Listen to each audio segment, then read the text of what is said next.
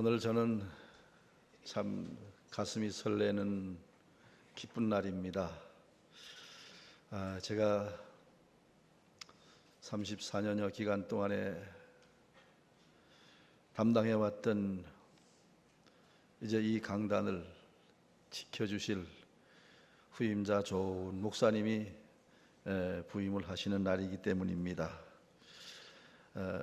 앞으로 물론 제가 12월 말까지 사역을 하게 되고 12월에 이제 정식으로 은퇴를 하게 되겠습니다만은 이제 앞으로는 이 강단을 우리 이병수 목사님께서 지켜주실 것입니다.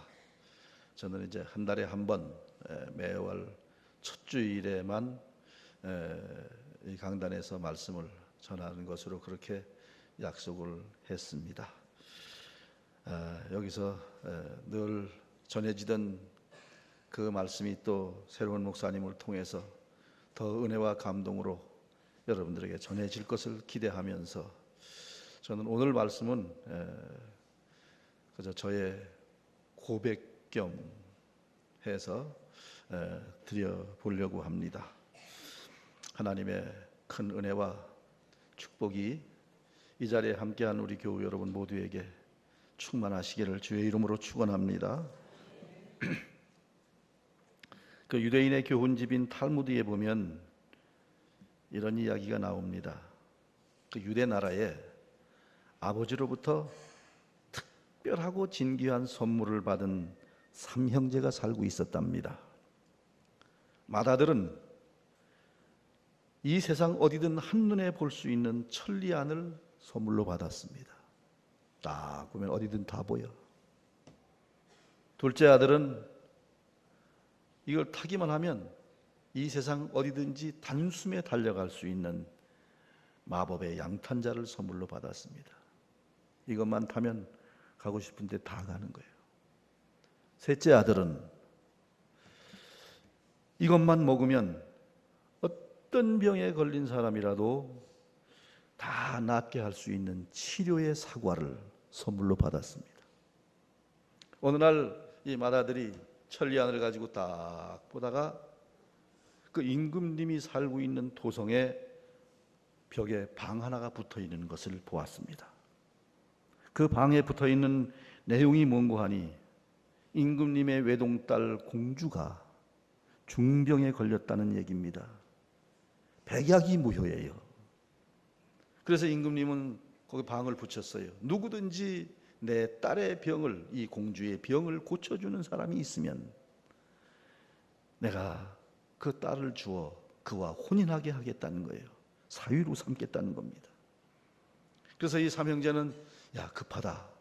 우리 빨리 임금님이 계신 도성으로 가자. 그래서 그 마법의 둘째 아들이 가지고 있는 마법의 양탄자를 타고 셋째 아들이 가지고 있는 치료의 사과를 가지고 임금님이 계신 도성으로 팍 달려갔습니다. 가서 그 치료의 사과를 공주님에게 딱 먹였더니 그 중병이 깨끗하게 나았어요. 자, 그런데 임금님은 고민이 생겼습니다. 딸을 고쳐주었는데 삼형제가 와서 고쳐주었으니 삼형제를 다 사위 삼을 수는 없고 어떨까? 천리안을 가지고 있는 이 맏아들을 사위로 삼아야 되나? 마법의 양탄자를 몰고 온 둘째 아들을 사위로 삼아야 되나? 치료의 사과를 먹인 셋째를 사위로 삼아야 되나? 걱정을 하다가 셋째를 사위로 삼기로 결정을 하고 그 다음에 임금님이 설명을 합니다. 뭐라고 설명을 하는고 하니 여보게 첫째, 자네는 천리안을 가지고 이 방을 보아서 참 귀한 일을 했네마는 자네는 아직도 천리안이 그대로 있지 않은가? 그리고 둘째, 자네는 그 마법의 양탄자를 운전해가지고 여기까지 탁 와서 참 귀한 일을 하기는 했네마는 마법의 양탄자도 아직 자네에게 그대로 있지 않은가? 근데 이 셋째는 하나밖에 없는 사과를 내 딸에게 먹였으니 셋째는 아무것도 남는 것이 없네. 이 셋째는 모든 것을 다 내 딸을 위해서 주었네. 그러니 내가 이 셋째에게 청혼을 허락하는 것이, 그래서 내 사위를 삼는 것이 옳다고 결정을 했네 라는 내용의 이야기가 탈무드에 나와요.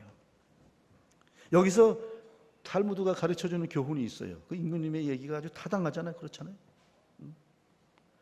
그것은 뭐냐? 하나님의 자녀들은 하나님의 마음을 신속히 헤아리는 것이 너무나 소중한 일이다. 그리고 그때마다 하나님의 명령에 순종해서 하나님 앞에 달려나가는 것도 소중한 일이다. 그러나 모든 것을 하나님 앞에 생명을 걸고 그분 앞에 나를 헌신하고 나에게 있는 모든 것을 그분을 위해 드리는 것, 이것이야말로 정말 귀한 일 중에 귀한 일이 아니겠느냐라는 말씀입니다. 하나님의 자녀가 되었다는 것은 하나님에게 내 인생을 걸고 살아가는 것입니다. 제가 예수 그리스도를 구주와 주님으로 영접하던 그 순간 저는 하나님에게 모든 것을 걸었습니다.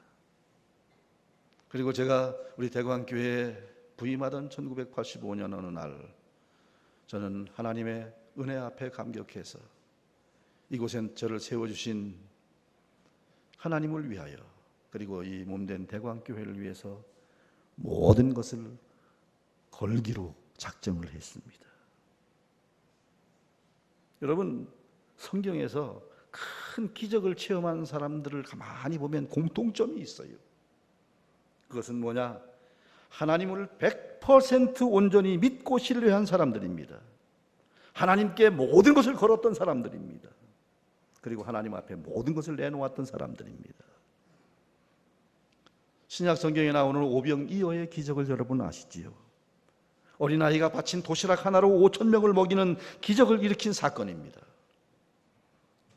철없는 아이가 자기 배가 고픈데 그것을 참습니다. 그리고 자기에게 있는 하나밖에 없는 그 도시락을 나누어 준 게 아니에요. 송두리째 몽땅 다 바친 겁니다. 그런데 그 어린아이가 바친 도시락이 기적의 씨앗이 됐잖아요.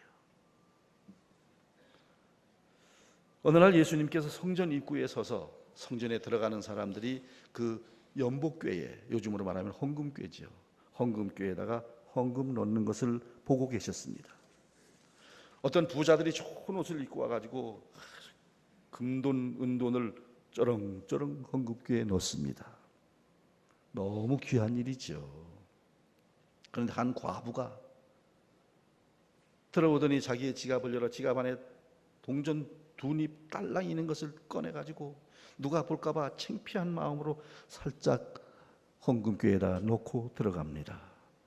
이때 예수님은 그 과부를 칭찬합니다. 왜? 우리의 마음속 모든 것을 다 통찰하시는 주님이시기 때문에 저 과부는 가장 많이 넣었어. 자기의 생활비 전부를 넣었단 말이야. 여러분, 하나님은 말씀하십니다. 나는 너를 위해서 독생자를 걸었다. 나는 너를 얻기 위해서 내 독생자를 내어놓았어.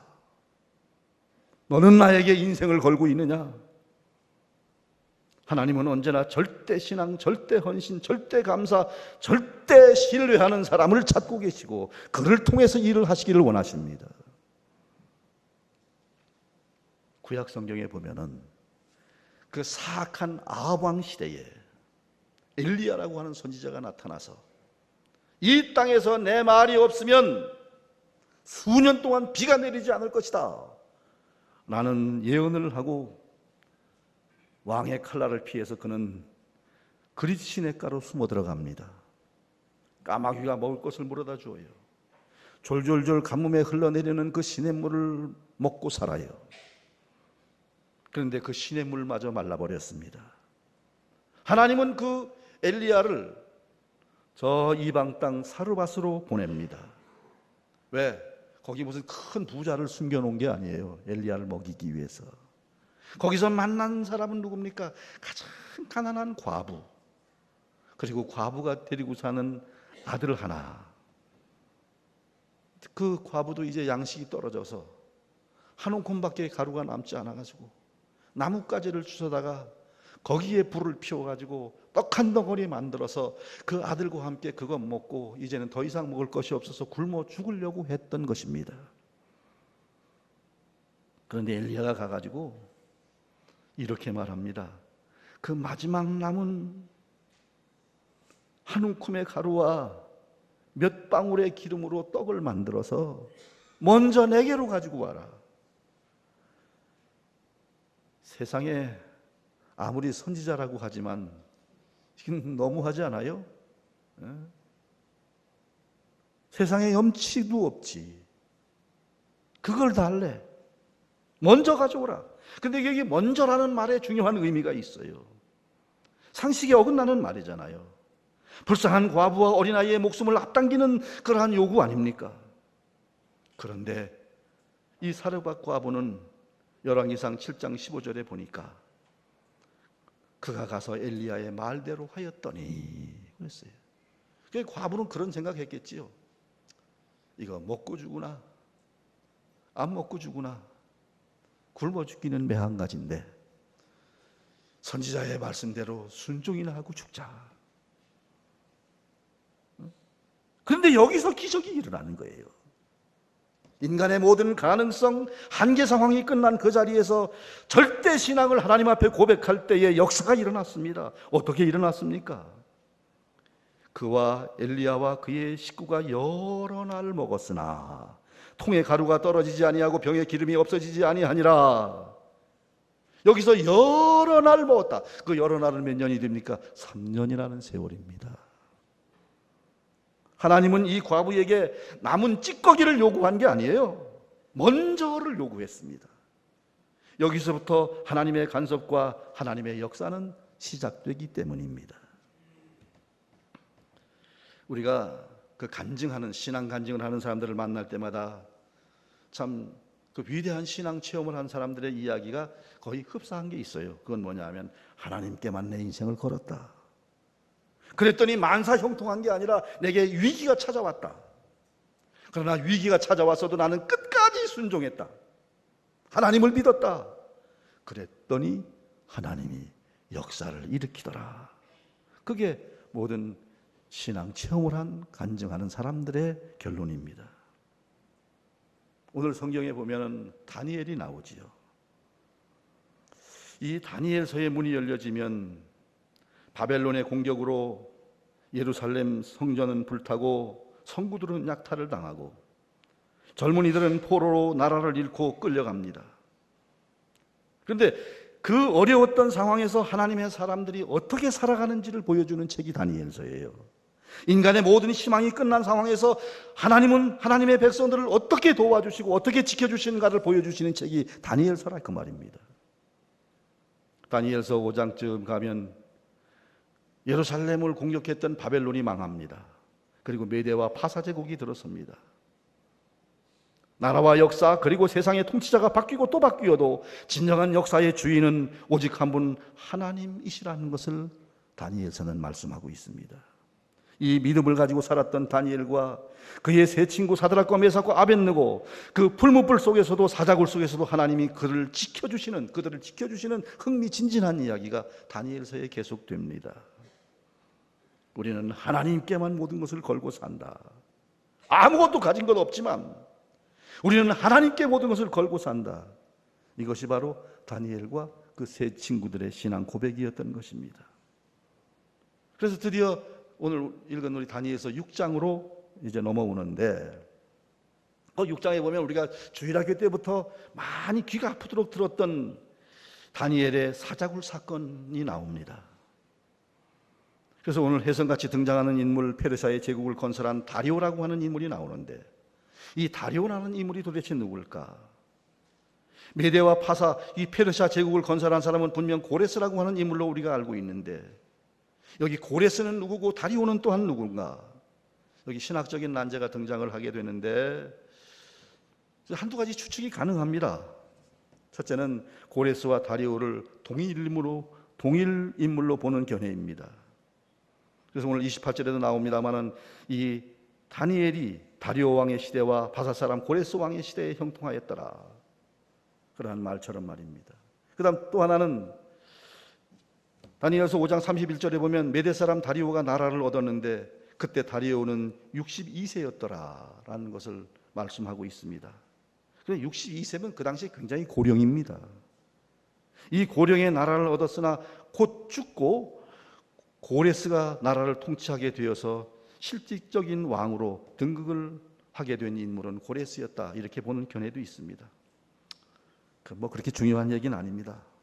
아무튼 이 페르시아의 건국 초기에 왕이 나라를 다스리는데 얼마나 많은 나라들을 점령을 했는지, 각 나라들을 다 그 도로 만들어 가지고 120도를 세우고 그 120도마다 다 그 도지사들을 세웁니다. 그리고 이 모든 120도지사 위에 총리 대신을 3명을 세우고 그 중에 대표 총리 대신을 세우는데 그 대표 총리 대신으로 다니엘이 세워지게 됩니다.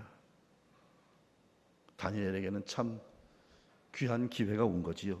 그런데 다니엘에게는 이게 위기가 된 거예요. 페르시아 사람들이 다니엘을 시기하고 음모하게 되잖아요. 아니, 우리나라의 제1총리 대신이면 2인자가 되는 것인데 어떻게 포로로 끌려온 저 친구에게 우리가 그 2인자의 자리를 내줄 수가 있다는 말이냐? 그럴 수는 없지. 그리고는 이 다니엘의 정적들이 모여서 모의를 합니다. 그리고 다니엘의 약점을 찾기 위해서 혈안이 됩니다. 모든 나라의 검사들을 다 동원을 해서 다 조사를 하고 뒤져봤는데 암만 찾아도 다니엘의 약점이 보이질 않습니다. 다니엘의 문제가 보이지를 않습니다. 정말 정직하고 올바로 사는 사람이었습니다. 사실 성경에 다니엘처럼 이렇게 흠을 찾기가 어려운 인물이 별로 없어요. 그러다가 이 정적들이 한 가지 놀라운 사실을 발견하게 되는데, 그것은 다니엘이 하루 3번 자기 집에 예루살렘으로 향한 창문이 있는 2층에 올라가서 창문을 열어놓고 예루살렘을 향해서 기도한다는 사실을 알았습니다. 그리고는 임금에게, 왕에게 이런 요청을 합니다. 왕이여, 이제 이 나라가 건국되었는데 왕권이 든든해야 되지 않겠습니까? 법을 하나 만들어 주십시오. 앞으로 30일 동안 왕 외에 그 어떤 사람이나 어떤 신에게 기도하는 사람이 있으면 다 묶어서 사자굴 속에 쳐넣도록 하십시다. 그 왕이 가만히 들어보니까 별로 기분 나쁜 법이 아니거든요. 그들의 음모는 생각하지 못하고 도장을 꽝 찍어줬습니다. 이제 다니엘이 기도하면 붙잡혀 가는 겁니다. 사자굴 속에 들어가는 겁니다. 이 사실을 알고 다니엘이 위축되었나요? 기도를 멈추었나요? 6장 10절에 보면은 이런 말씀이 있어요. 다니엘이 이 조서에 왕의 도장이 찍힌 것을 알고도 자기 집에 돌아가서는 윗방에 올라가, 옛날에 올라간 그 방이에요. 예루살렘으로 향한 창문을 열고 전에 하던 대로 하루 3번씩 무릎을 꿇고 기도하며 그 하나님께 감사하였더라. 우리 같으면 어떻게 했을까요? 윗방에 올라가가 아니고 지하실로 내려가, 창문을 열고가 아니고 창문을 꼭꼭 닫아 걸고 그 하나님 앞에 감사하였다가 아니고 하나님께 원망하여 이르되, 이게 인간적이잖아요, 굉장히. 그런데 다니엘은 어떤 사람입니까? 다니엘의 믿음이 어떤 믿음입니까? 우리로 하여금 엄두가 안 나는 이 어마어마한 신앙의 차원을 이 다니엘서에서 보여주는 이유가 뭐예요? 성경은 이게 신앙이라는 거예요. 하나님의 사람들은 적어도 이렇게 사는 사람들이라는 거예요. 이게 다니엘서의 결론입니다. 우리는 이 사건 전개와 결론을 너무나 잘 알고 있습니다. 고소를 당한 다니엘은 사자굴 속에 던져지게 되지요. 그러나 하늘의 천사가 사자굴 속에 내려와서 사자의 입을 막아버립니다. 발톱을 봉해버립니다. 왕은 그제서야 내가 이 못된 이 정치가들한테 내가 쏘았구나, 못된 정치가들의 농간에 내가 놀아났구나 라는 사실을 깨닫습니다. 그때부터 나의 진정한 충신 다니엘, 나의 가장 소중한 사람 다니엘을 잃어버릴까 봐 왕은 밤잠을 설칩니다. 긴 밤을 전전긍긍하다가 이른 새벽에 다니엘이 갇힌 사자굴로 달려옵니다. 그리고 20절 말씀을 보면은 왕은 사자굴 앞에서 절규를 해요. 슬피 소리질러 이르되 다니엘에게 묻되 살아계시는 하나님의 종 다니엘아, 네가 항상 섬기는 네 하나님이 사자들에게서 너를 능히 구원하였느냐? 라고 왕이 절규를 합니다. 그때 다니엘의 목소리가 들려요. 왕이여 만세수를 하옵소서. 저 여기 멀쩡하게 살아 있습니다. 이걸 보고 왕이 너무너무 기뻐서, 그 다음에 다니엘을 사자굴 속에 넣게 한 그 나쁜 놈들이 너무너무 미워서 다니엘을 던진, 이제 자기들이 이겼다 하고 밤새 이제 다니엘은 죽었어라고 술 파티를 벌이고 있던 그 사람들을 다 붙잡아다가 사자굴 속에다 집어넣었더니 그 사람들의 그 발이 땅에 닿기도 전에 사자의 입이 열리고 발톱이 열려가지고 뼈다귀를 부러뜨렸더라라는 말씀이 본문에 나옵니다. 얼마나 실감나는 기록이에요. 하나님의 사람을 해치는 사람들을 이렇게 다스린다라는 것을 다니엘서가 보여주는 거예요. 여러분, 복의 근원이 뭡니까? 너를 축복하는 자에게 내가 복을 내리고 너를 저주하는 자를 내가 저주하리니 너를 해치는 자들을 내가 해치리라. 이게 성경의 약속입니다. 그러므로 여러분 당당하시기 바랍니다. 내가 하나님의 사람이라면 하나님이 나를 이렇게 지켜주실 것입니다. 모르게를 사형틀에 매달려고 음모를 꾸미던 하만은 자기가 그 사형틀에 매달렸지 않습니까? 다니엘을 죽이기 위해서 만든 사자굴 속에서 바로 그 다니엘을 죽이려고 했던 사람들이 거기서 목숨을 잃게 되지 않습니까? 이 사건을 통해서 다리오 왕이 하나님께 대하여 신앙을 고백하는 가장 멋진 이야기가 오늘 본문에 소개가 됩니다. 그 26절부터 27절 하반절에 나오는데 다리오 왕이 뭐라고 말합니까? 그는 살아계신 하나님이시요 영원히 변하지 않으실 것이며 그의 나라는 영원히 멸망치 않으실 것이며 그의 권세는 무궁할 것이며 그는 구원도 하시고 건져내시기도 하시며 하늘에서든지 땅에서든지 이적과 기사를 행하시는 이로써 다니엘을 구원하여 사자의 입에서 벗어나게 하였더라. 이 고백이 무슨 신학대학교 총장이 한 고백이 아니에요. 무슨 대한예수교 장로회 총회장이 한 고백이 아닙니다. 이것은 이방나라 왕이 한 고백입니다. 다니엘이 하나님을 어떻게 믿었는지, 그의 아름다운 성품에 감동을 받은 그 영향력이 이방나라 왕으로 하여금 하나님께 대한 이런 신앙 고백을 하도록 만들었던 것입니다. 사랑하는 성도 여러분, 우리가 걸어가는 인생길 신앙의 여정에도 얼마나 많은 걸림돌들이 있었습니까? 때로는 우리를 모함하는 함정과 음모들은 없었습니까? 사자굴 속에 던져지는 것처럼 죽음의 위기를 만나지는 않으셨습니까? 이 험한 세상에서 어떻게 다니엘처럼 믿음을 지키고 순결한 신앙을 지킬 수가 있을까요? 오직 하나님께 내 인생을 걸고 살 수 있는 그 비결이 뭘까요? 오늘 6장 3절에 보면 다니엘을 표현하는 이런 말이 나옵니다. 다니엘은 마음이 민첩하여, 여기에 마음이라는 단어로 번역을 했습니다마는 이 단어가 창세기 1장 2절에 보면 하나님의 영이라고 번역한 루아흐입니다. 루아흐, 히브리 말로 영, 루아흐, 성령 같은, 다시 말하면 다니엘은 성령에 민감한 사람이었다라는 겁니다. 성령 충만한 사람이었다는 것입니다. 머리끝서부터 발끝까지 성령으로 충만한 사람이었다는 것입니다. 그래서 다니엘서 4장 9절에 보면은 내 안에는 거룩한 신들의 영이 있은즉 이라고 이방나라 왕이 말합니다. 거룩한 영이 내 안에 있구나. 그가 성령의 사람이었기 때문에 이 모든 것을 이룰 수가 있었다, 그 말입니다. 다니엘은 자기가 기도하는 순간 자기 자신이 사자굴 속에 던져진다는 사실을 알았어요. 그리고도 창문을 열고 보라는 듯 기도합니다. 어떤 기도합니까?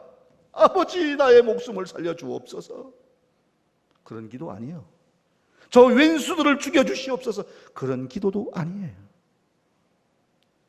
하나님, 이 백성들이 포로로 끌려와서 이런 수모를 당하고 이런 억울한 일을 당해야만 합니까? 원한을 토하는 그런 기도도 아니에요.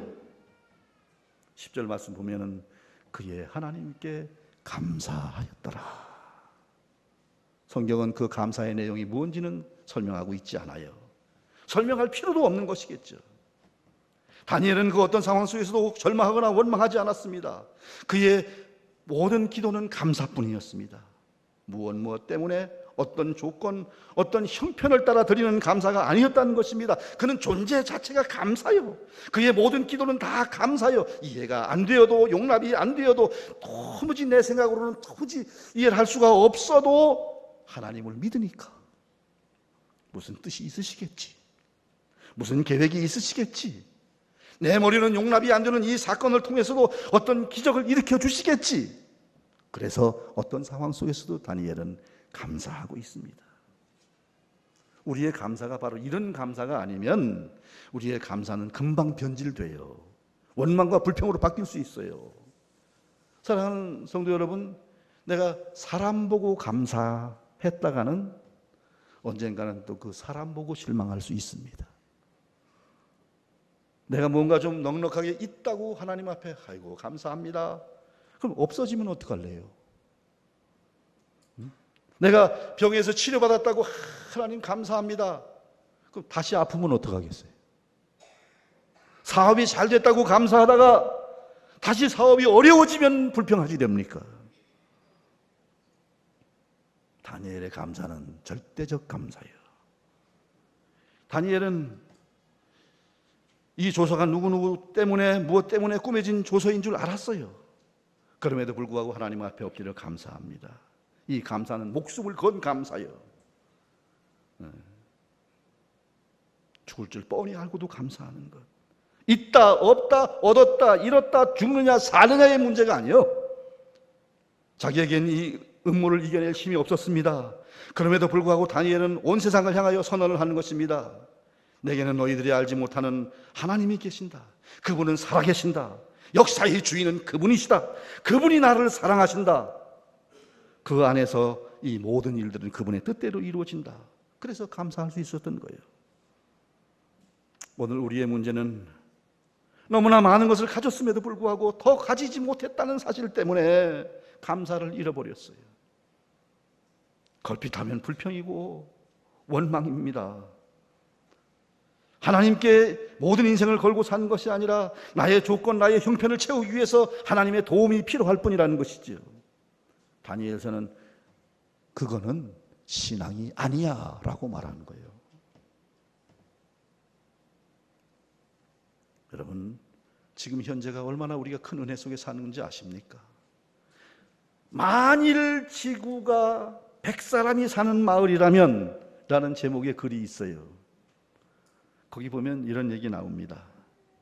만약 당신이 은행에 예금 계좌를 가지고 있다면 당신은 가장 부유한 100명 중에 30명 안에 듭니다. 반면에 100명 중에 18명은 1,000원도 안 되는 돈으로 하루하루 버티기 급급합니다. 자가용을 소유한 사람은 100명 중 7명이며 컴퓨터를 가지고 있다면 100명 중 12명 안에 듭니다.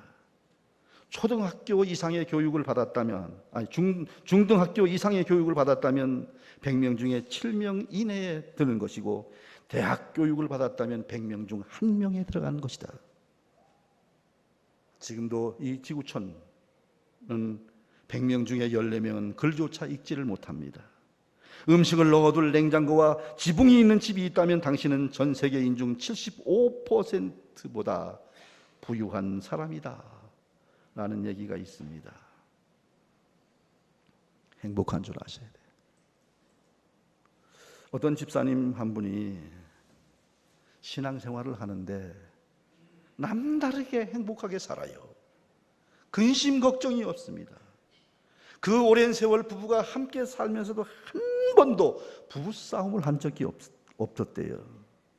그래서 그 교회 목사님이 이 집사님을 만난 자리에서 나는 목사인데 난 도무지 집사님처럼 그렇게 행복하게 살 자신이 없다고, 어떻게 그렇게 부부싸움 한 번 없이 행복하게 살 수 있으시냐고 이렇게 물었더니 그 집사님이 이렇게 대답을 하더래요.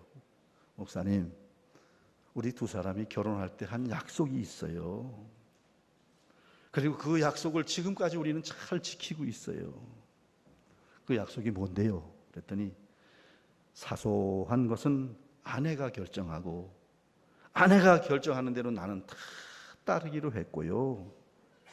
큰 일은 다 내가 결정하고 내가 결정하는 대로 아내는 무조건 믿고 따르기로 그렇게 했어요. 그래요? 그럼 사소한 일이 뭔데요? 아이고 목사님 아시면서 사소한 일은요, 우리가 무슨 집을 산다든지 자동차를 산다든지 뭐 아이들의 대학을 결정한다든지 이사를 가게 되는데 어떤 마을로 이사를 간다든지 이러한 건 다 사소한 일들이잖아요. 그건 다 아내가 결정하면 내가 다 그대로 따르기로 했고요. 그럼 큰 일은요?